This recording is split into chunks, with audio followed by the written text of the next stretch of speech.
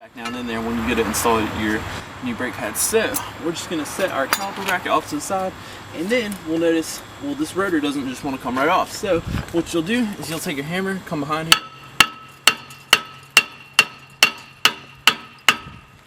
and you're going to spin it.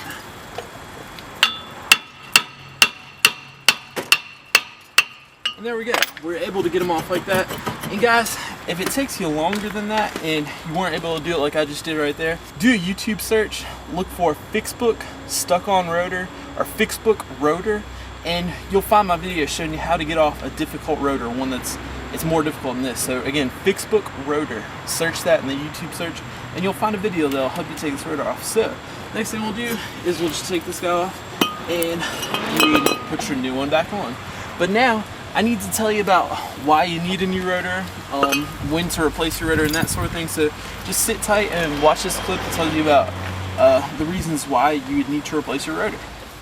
Okay guys, now you should know why you would need a new rotor after watching that clip here. Now I'm just going to set this rotor up here. Now the minimum thickness for this rotor is going to be 26 millimeters. So you're going to take your tool, it's going to look something like this. You're going to reach around here and close down. This one is 25.5 millimeters. Now new, I'm guessing it comes at maybe like 27, 29 millimeters. So that's actually, it's going to be below minimum thickness, and of course you're going to need to replace it. So that's how you're going to measure it, and 26 millimeters is your measurement. Okay guys, so now we're looking at our new rotor, and whenever you got to put a new rotor on, you want to take some brake cleaner, just kind of spray this guy down. There you go. There's this sticky stuff that comes on the new rotor a lot of times, so just take some of that brake cleaner and wipe it down with a shop towel or something so you can get all that sticky stuff off. And again, you can do that on the other side as well. Then we'll put this new rotor onto our wheel hub assembly.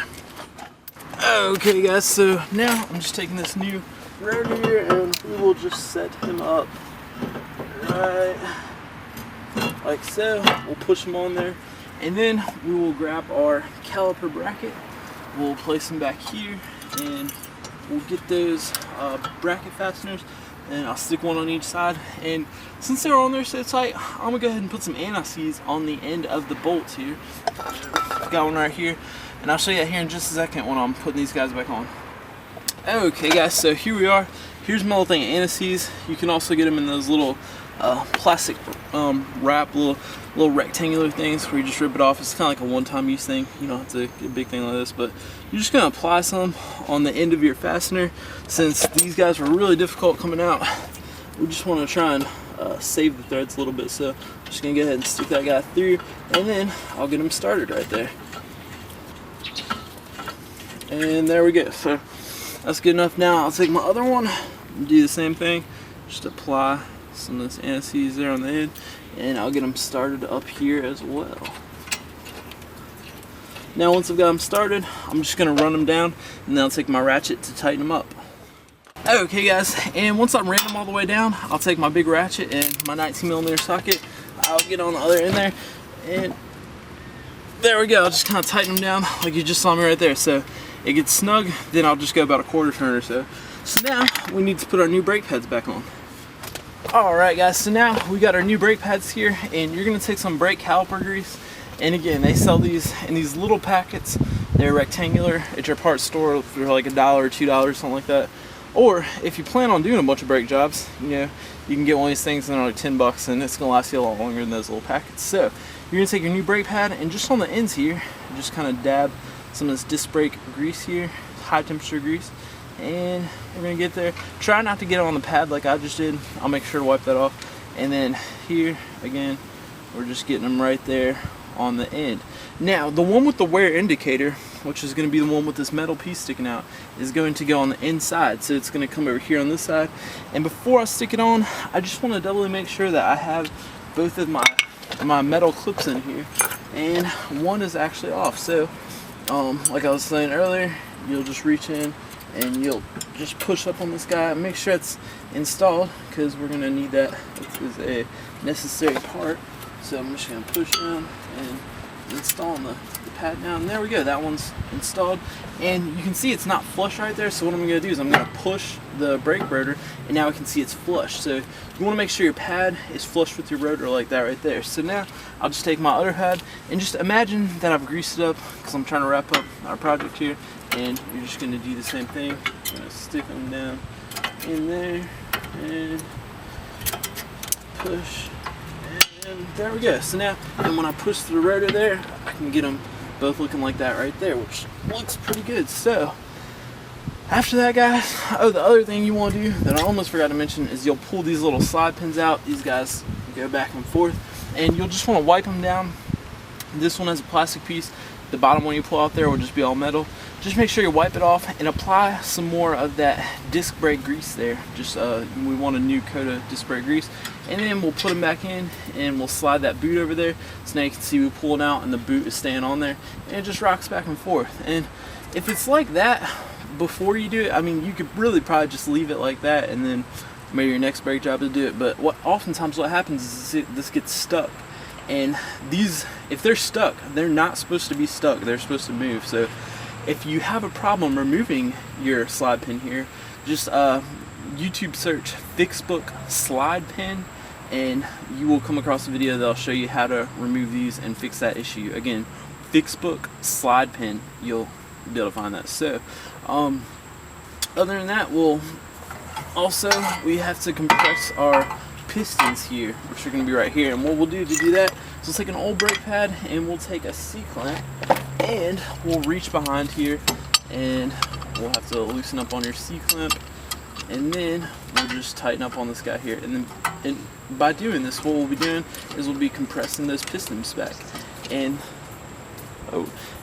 that will allow us to put our caliper back on over our new brake pads. You have to do this in order to be able to set this caliper piece over the new brake pads. So once I get done with this, we'll see the caliper going back on over our new brake pads. And again, guys, you don't want to do this so fast, because there's seals that you can damage, and you can start squirting out brake fluid out of your seals. And right now I'm watching brake fluid come underneath the car, and that's kind of normal, because if someone checks their brake fluid and they notice they're down but they haven't changed their brakes in a while, they may add brake fluid. And basically when your brake pads get down, your brake fluid level is going to go down, because your brake fluid level is going to follow your brake pads in. And so if you put fluid in between brake changes, when you change your brakes, you're going to spit that brake fluid back out like I'm seeing right now underneath the car. So it's normal. It's nothing, you didn't break anything, just know that. So here we go, and I've almost got them compressed all the way back. And again, guys, try and do this kind of slow, and here we go. It feels like we're almost all the way home right there. So there we go, we've compressed our pistons all the way back, and now we'll go ahead and see if we can't set this over our new brake pads.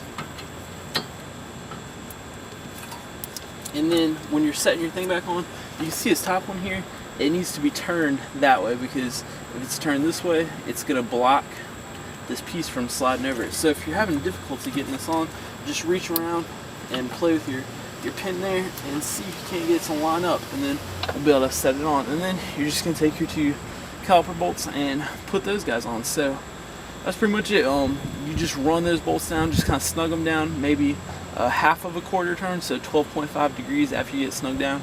The bolts are going in here, and then you go put your wheels back on, 85 foot-pounds on those lug nuts. And then before you start your car and you go to drive anywhere, depress the brake pedal down all the way, because you're going to need to tighten up the pistons.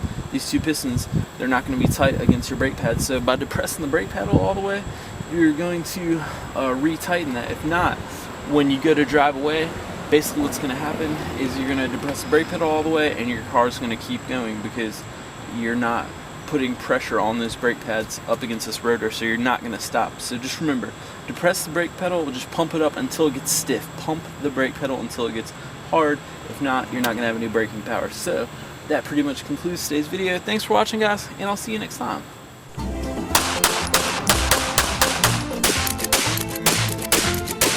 Thanks for watching, guys, and don't forget to subscribe so you can catch all my new videos, which publish Mondays and Fridays at 9 a.m. Pacific Time, 10 a.m. Mountain Time, 11 a.m. Central Time, 12 p.m. Eastern Time, and I will see you then.